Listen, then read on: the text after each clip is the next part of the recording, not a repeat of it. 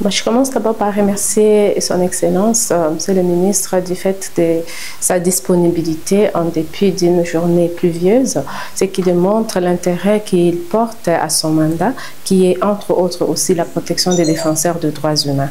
Nous sommes venus aujourd'hui pour présenter les mécanismes de protection des droits humains que nous mettons en œuvre.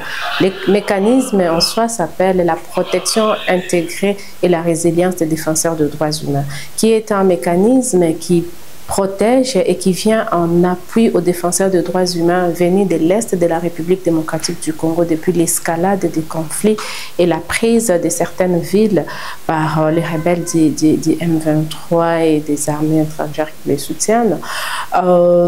Et qui sont ici en détresse. Ce que nous faisons, c'est offrir un espace sécurisé où ils peuvent loger pendant un temps, juste le temps pour eux de se ressaisir un peu et de guérir des traumatismes, des conflits et de la guerre qu'ils ont vécu. Et pour ça, nous ne pouvions pas continuer à œuvrer seuls.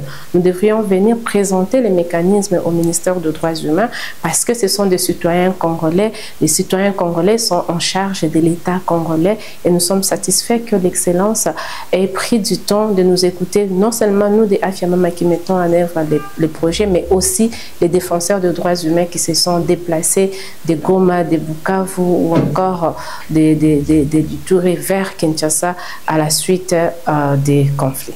Oui, nous sommes satisfaits puisque l'Excellence a tout de suite ordonné à ses équipes de collaborer avec nous pour que nous puissions améliorer la coordination des actions.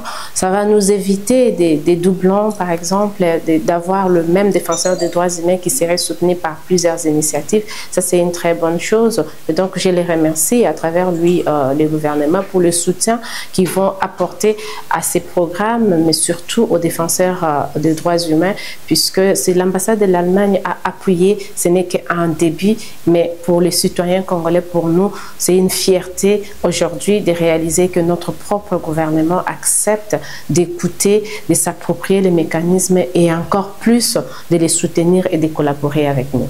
J'étais accompagnée de 2 défenseurs des droits humains, dont une dame pour représenter les femmes défenseurs des droits humains déplacées de l'Est et un homme déplacé pour représenter les hommes déplacés de l'Est aussi. Leur identité, nous devons le protéger parce qu'ils font encore objet des menaces, même en ligne, même tout en étant à distance. Et ça, encore une fois, je suis très contente que l'Excellence ait pris en considération.